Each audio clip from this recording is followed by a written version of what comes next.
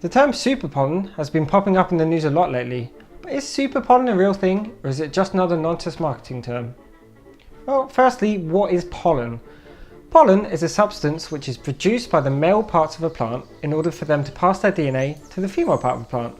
Usually this is by insect or wind, and ultimately the goal is for the plants to reproduce. So, needless to say, pollen is pretty important for life on Earth. Unfortunately, about 15 to 20% of people are allergic to plant pollen, and this is what we call hay fever. Go ahead and shake it.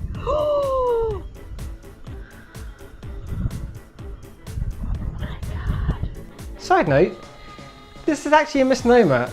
It actually has very little to do with hay and doesn't actually cause a fever. Interestingly, a few studies, including a study from the Harvard School of Public Health, found that Asians are around 1.5 times more likely to suffer from hay fever than non-Asians. So where does super-pollen come in? You may have seen super-pollen in the news a lot lately, although admittedly mainly in tabloids, so at first glance it might seem like there's a serious epidemic on its way. I initially thought super-pollen was just a made-up term to market hay fever apps and market sales of antihistamines, similarly to the way that superfood is used as a marketing tool. However, it actually appears that super-pollen is a legitimate issue. It's actually a term used to describe pollen which is mixed with diesel fumes in the air, therefore causing it to be much stickier than normal.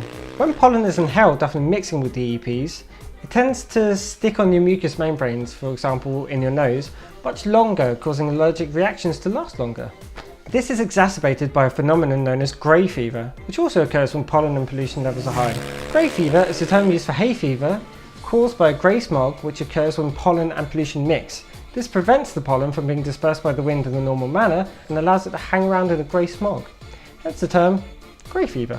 So in summary, super-pollen is the term used when pollen mixes with pollution, which can potentially make the symptoms of hay fever worse and last longer. No, it's not some scary epidemic and it's nothing new. The term super-pollen is just a scare tactic used by tabloids. However, just bear in mind that if you suffer from hay fever, it may be a little bit worse than usual if you're in a polluted area. Hopefully that was informative, and thanks for watching.